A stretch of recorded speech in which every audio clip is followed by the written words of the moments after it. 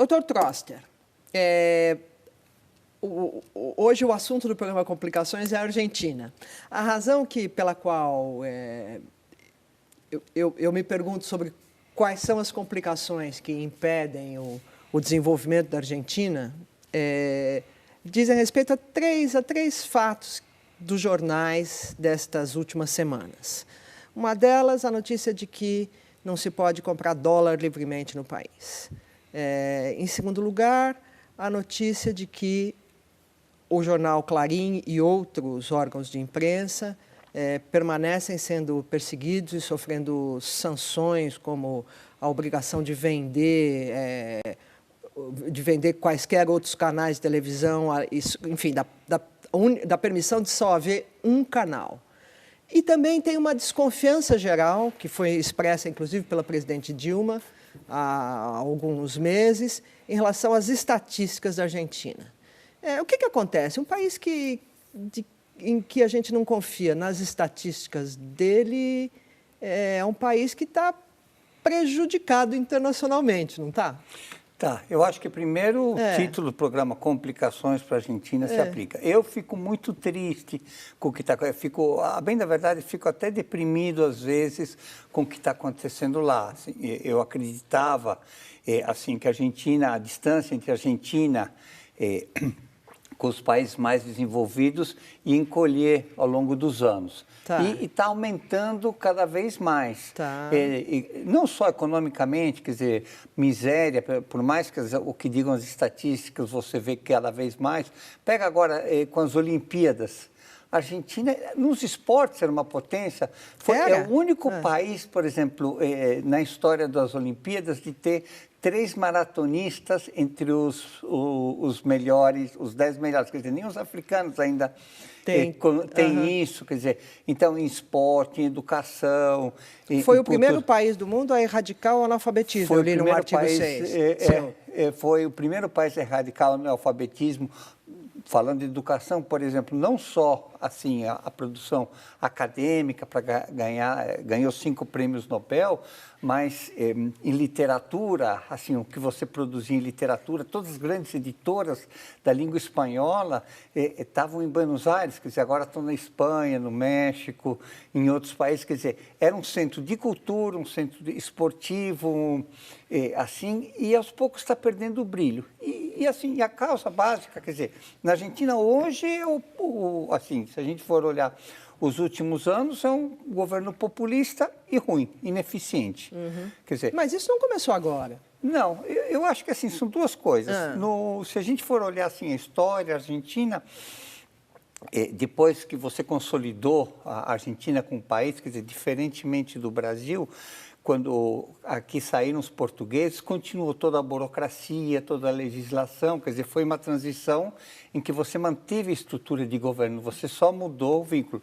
Na Argentina você teve uma ruptura, o vice-rei foi embora, mas junto com ele foi toda a burocracia, toda a legislação, tudo isso foi embora. Então, isso não foi bom ou foi ruim para a Argentina? Isso é muito 1816, né? 1810 foi emancipação. Tá.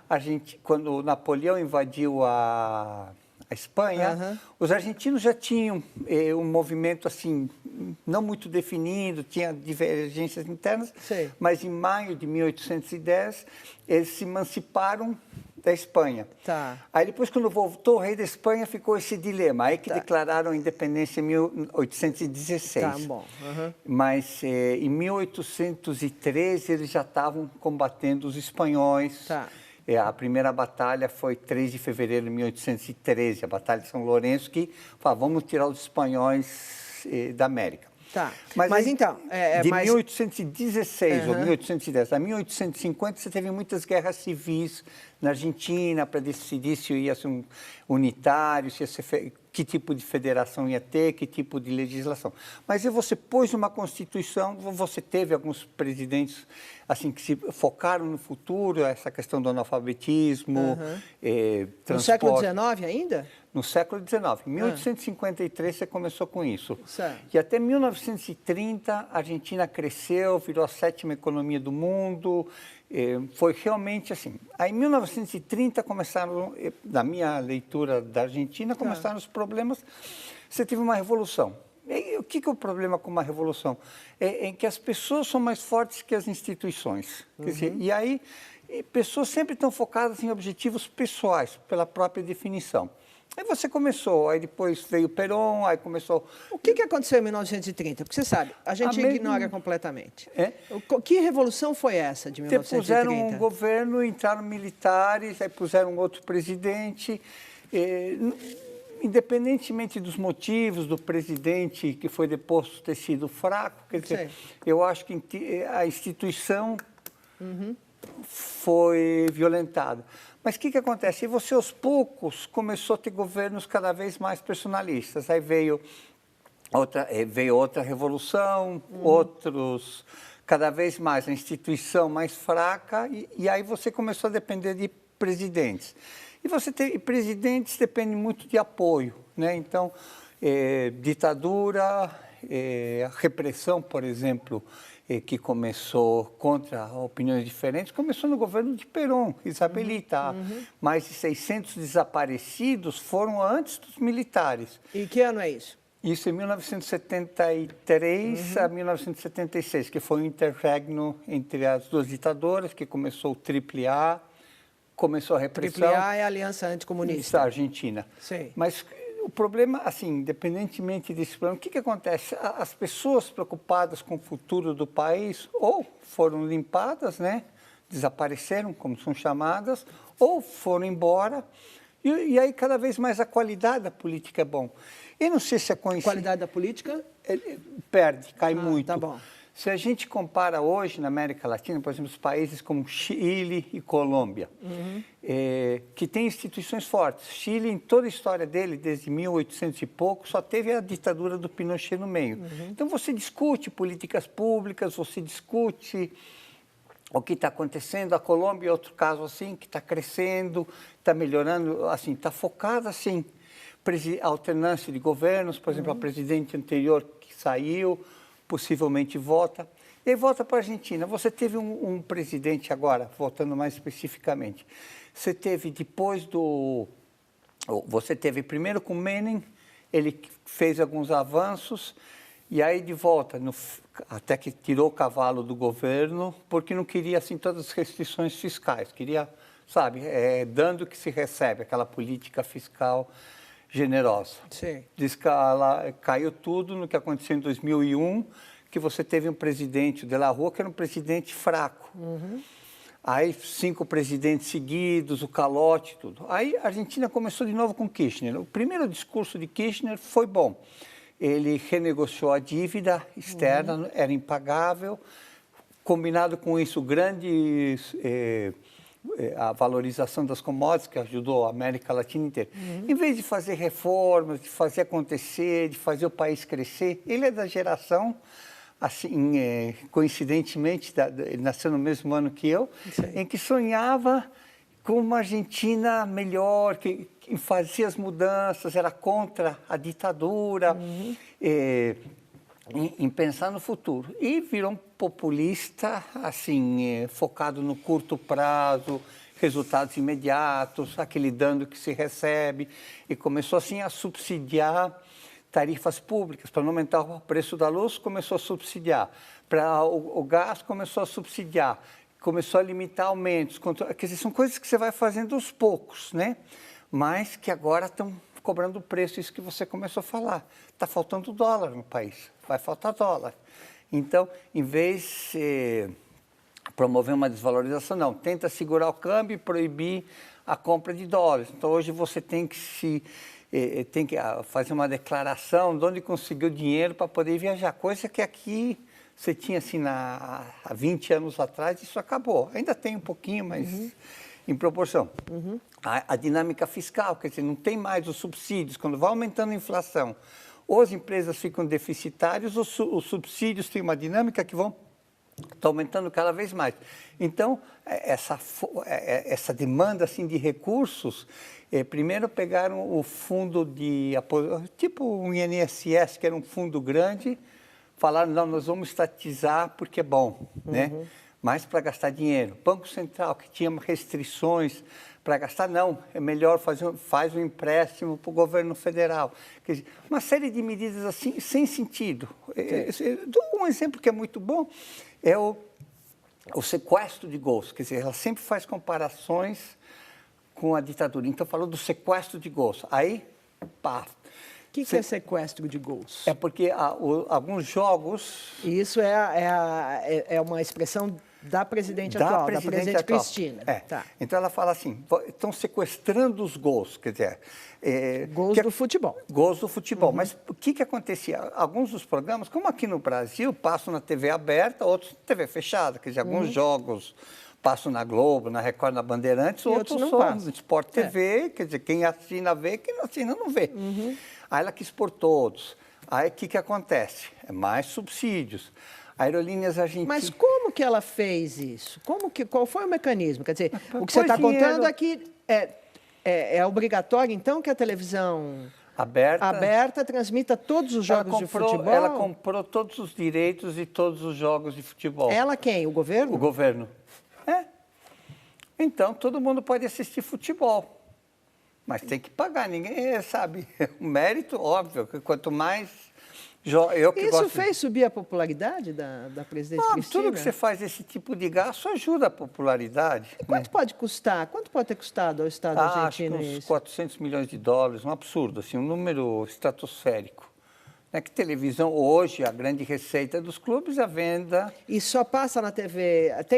na Argentina tem uma televisão controlada pelo governo? Tem. Tá. Mas tem do governo, mas tem os canais... Mas a do governo, assim, não sei números de Ibope, né? Mas a ideia é que ela compra os direitos e libera para todo mundo.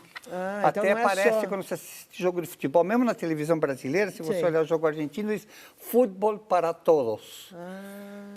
Isso. É isso. Ou, por exemplo, Aerolíneas Argentinas. Outro exemplo. Privatizou a aerolínea, que era deficitária, foi privatizado, o déficit está aumentando. Acho que cada passagem aérea que alguém compra, o governo acaba pondo o equivalente a $1.000 por passagem, por conta do déficit. Não só isso, como os Mas não privatizou?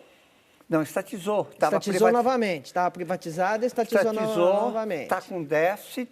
Tá. Cada passagem, essa é uma conta que eu vi, custa $1.000. Quer dizer, cada vez que alguém compra uma passagem e paga, sei lá, $300, o governo entra com mais $1.000. E os aeroviários também já estão reclamando. Então, mas, ok. Mas veja, era o país que primeiro erradicou o analfabetismo no mundo. Sim. É um país que tem 5 prêmios Nobel. Sim. No Nobel, dos quais 2 são de bioquímica, o que não é trivial. É menos trivial do que o Prêmio Nobel da Paz, digamos, né? Tem um Prêmio Nobel de Literatura, o que é excepcional. Mas como é que vocês, argentinos, digamos, permitiram que isso acontecesse? É uma vergonha. Eu acho que somos todos cúmplices, é uma vergonha. Muitos morreram para que isso não acontecesse.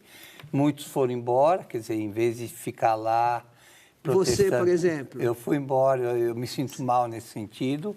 Você veio embora quando? Há quanto tempo você está no Brasil? Eu vim no final dos anos 70. Quer dizer, e pior, e os que ficam, às vezes, estão desiludidos, sabe? Ninguém quer se misturar. Aqui todo mundo fala, da política, né?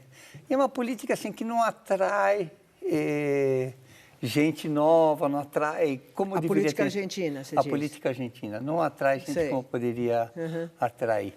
Eu acho que E é difícil, quer dizer, o governo é um governo que persegue até, assim, você tem uma realidade conspirando contra o governo. Em vez de corrigir essa realidade, o que você faz? Você começa, primeiro interveio no INDEC, que é o IBGE de lá, então as estatísticas. O que é mais triste com as estatísticas é que a Argentina, quando fez a renegociação, alguns dos bônus são pagos em função do índice de inflação. Quer dizer, então uma coisa é você mentir, a inflação não é tanto. Outra coisa é você alterar outra estatística, lesar investidores. Quer dizer, é triste, assim, é triste. Não tem, é deprimente ver esse tipo de coisa. Agora, quais são as fortalezas da Argentina, Trastro? Bom, primeiro, capital humano, tem capital humano de sobra, né? Assim, educação continua sendo muito bom, né? Isso. Você sabe dizer qual é o número de pessoas com ensino superior na Argentina hoje? Não sei de cabeça, Tá bom. mas é muito alto, mas o nível, por exemplo, da educação, também você está, assim, mais uma vez, você se destacava, assim, essas rankings internacionais de leitura, matemática, esse tipo de coisa, a Argentina vem caindo, quando eu deveria estar subindo. Você vê, assim, nesses rankings de publicações acadêmicas, isso, é verdade, mas vem caindo. Mas continua sendo um nível muito alto. Tá. Um indicador, por exemplo, livros por habitante é o mais alto da América Latina. Se você vai em Buenos Aires, a quantidade de livrarias que você vê, a qualidade das livrarias também continua sendo muito boa. Quer dizer, então, nesse sentido, você continua, tem um capital humano muito bom. E a renda per capita é maior que a do Brasil ainda, né? Esse advérbio é ruim. O ainda. O ainda, né? O ainda. Assim, é verdade. Esse advérbio dói. Porque a economia brasileira é vista como mais pujante, o país, no entanto, é muito mais desigual, enfim, a comparação não é, a comparação estritamente econômica não é boa, mas é a comparação que se faz, né? E o Brasil hoje é a 7ª, ou 8ª, ou 6ª economia do mundo, né? É verdade, é verdade. O Brasil tem 4 vezes ou 4 vezes e meia mais população que a Argentina. Pois é. Mas... E o PIB da Argentina é metade do PIB brasileiro. Isso. Ou seja, a renda per capita continua sendo maior, o país é menos pobre. O país é menos pobre, produtividade agrícola, por exemplo, em alguns segmentos, você vê que é maior. Por exemplo, se começa a chover aqui no interior, se você está numa fazenda e começa a chover, a brincadeira, você vê todo mundo correndo para um lugar coberto e vê quem chega depois e está mais molhado. Se você vai numa fazenda na Argentina, você vê o oposto. Todo mundo correndo para o pasto, né? Você fala, opa... E por quê? Para pegar, tirar o gado, para o gado não estragar a grama. Então, na hora que começa a chover, sai tudo... Quer dizer, tem uma preocupação com produtividade, com alguns cuidados que você não... vai ter em breve aqui. Mas você tem isso. Que outras diferenças você vê entre os brasileiros e os argentinos? Você sabe que eu, sendo argentino e torcedor da Argentina, tudo, eu fui o primeiro professor brasileiro de economia em Angola, né? E eles até, acho que uma coisa que eu devia ser um orgulho para o Brasil, quer dizer, enquanto os angolanos, era na época da Guerra Civil, né? Eles estavam em Guerra Civil e o brasileiro era argentino, né? Pois é. E aí eu vi que o Brasil é um pouco mais africano. No bom sentido, eu comecei a admirar, quer dizer, os africanos têm, assim, são mais tolerantes, têm uma noção de família muito maior, assim, uma noção, assim. Então, nesse sentido, eles são mais, se acomodam mais facilmente. Sabe, aqui no Brasil, por exemplo, eu vou dar um exemplo familiar. Eu tinha uma discussão com minha mulher é brasileira, né? Eu deitava puto da vida, né? E no outro dia acordava com a cara amarrada, né? E ela olhava para mim, não, mas a briga foi ontem. Eu no começo achava que era falsidade. Então aqui você, sabe, você é mais tolerante. Quer dizer, na Argentina você gosta ou você não gosta. Quer dizer, eu acho que os argentinos são mais... no esporte, por exemplo. Aqui você vai bater bola. Então você joga para ganhar. Sabe? Então tem assim, eu acho que assim, se eu tivesse que falar uma diferença grande, eu diria que o Brasil tem esse componente, acho muito bom esse componente africano forte que a Argentina não tem, né? Uma diferença entre o Brasil e a Argentina, que também se aponta, é que os militares brasileiros tinham uma espécie de um projeto de desenvolvimento e os militares argentinos não teriam tido esse projeto. Você concorda com isso? Que os militares argentinos estavam simplesmente reagindo a esquerda, ou enfim, era apenas uma reação no sentido mais puro e depois uma grande crueldade, eu poderia dizer, né? Nas perseguições, nos desaparecimentos, na tortura, etc. Enquanto que no Brasil teve desaparecimento, tortura, etc., num grau menor, mas durante os anos da ditadura, os militares meio que se colocaram algumas metas de infraestrutura e realizaram. Você acha isso bobagem? Ou... E tem, quer dizer, duas coisas. Primeiro, na Argentina, a repressão, a AAA, começou antes dos militares. Isso, e ficou muito pior com os militares, mas já existia antes, não é um projeto assim da ditadura, quer dizer, é uma... se suspeita, e a evidência que muitos dos atentados que falaram que eram terroristas foram fabricados. Tá bem. E, por exemplo, chamar, uma coisa que Perón fez, pessoalmente na praça, chamar de montoneiros a todo mundo que protestava. E não é verdade, quer dizer, você não... sabe, ninguém sabia se era montoneira, chamar, quer dizer, então... já existia, e é muito disso argentino. Segundo, assim, os níveis de corrupção lá foram lamentáveis, quer dizer, isso de sequestrar crianças, quer dizer, tem limites na guerra, tem convenções, quer dizer, mesmo se fosse uma guerra, quer dizer, não tinham direito de fazer o que eles fizeram, né? Assim, eu acho... quer dizer, e aí começou. Mas tinha um projeto de desenvolvimento, esses militares? Tinha um projeto ruim, né? Sei. No Brasil também, de uma certa maneira, é ruim, porque não tem projeto de desenvolvimento bom com supressão de liberdades, né? Eu acho que o Exército, assim, meu sonho de infância, quer dizer, na Argentina, era, assim, ser militar, porque o militar na Argentina, assim, tinha que ser muito bom academicamente, os melhores eram, e esportivamente. Só que quando eu fiz 18 anos, tinha uma ditadura. O exército que tinha que defender o povo estava atacando o povo. Quer dizer, possivelmente, e eu acho que militar, assim, defender a liberdade, a missão é como um padre ateu. Não pode ter um padre ateu, né? Não pode. Então, acho que nesse sentido, eu acho que os dois, acho que os de lá foram... E o Brasil teve sorte que teve um Golbery, que tinha um projeto. Se o projeto era bom, era ruim, podemos discutir, mas ele pensava estrategicamente, pensava no longo prazo. A Argentina também teve algumas ideias assim, mas piores, eu tenho que reconhecer. Costa, a gente começou a falar, nós estamos no fim do programa, tá? Sim. Mas você começou a dizer quais são as fortalezas da Argentina. A primeira que você disse são as pessoas. Que mais? Onde que a Argentina pode pôr o pé para voltar a ser um país tão rico e, vamos dizer, tão desenvolvido quanto era na América Latina? Então, só conheci daí pessoas, fazem serviços, design, projetos, quer dizer, numa economia cada vez mais de serviços, tem tudo para fazer acontecer. E o grosso da Argentina, ainda a economia, mais da metade do PIB, são serviços. E tem capacidade, se você vê assim, não só na Argentina, o que é produzido ainda, mas como argentinos no resto do mundo. Quer dizer, isso tem como fazer acontecer hoje. Tem também a agricultura, que, assim, por conta das políticas da Cristina Kirchner, quer dizer, não se investiu tanto no setor como poderia, mas pode voltar a fazer acontecer. A indústria está meio capenga, mas, mais uma vez, tem os empresários, tem o capital humano. Eu acho que tem condições de fazer acontecer. Agora, se não mudar, eu fico deprimido. Se não mudar, o quê? A política econômica, começar a parar de olhar assim, fazer crescer no curto prazo e começar a ver o que tem, o potencial que tem.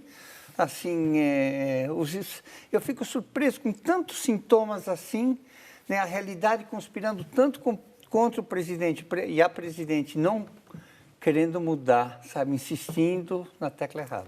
Como é que os argentinos olham para o Brasil hoje? Como é que olhavam, como é que olham? Bom, os argentinos gostam do Brasil. Quer dizer, a gente... Brasil, assim, primeiro o clima brasileiro, a hospitalidade brasileira. Quase todos os argentinos que vieram para o Brasil, se vieram solteiros, casaram aqui, né? Ou alguns que vieram casados, trocaram. Então, por essas mulheres menos briguentas. São menos briguentas, né? Na média. Tem algumas argentinas, minha mãe é argentina, né? Mas Olham bem, olham com parceria, olham com... Assim gostam. Acho que a grande rivalidade, diferentemente do que pensam os brasileiros, a grande rival da Argentina é o Uruguai. No esporte, assim... tá bom. O rival Argentina. Mas, assim, a gente briga mais com o irmão do que com o desconhecido, né? Traster, muito obrigado pela entrevista. Obrigado, Mônica.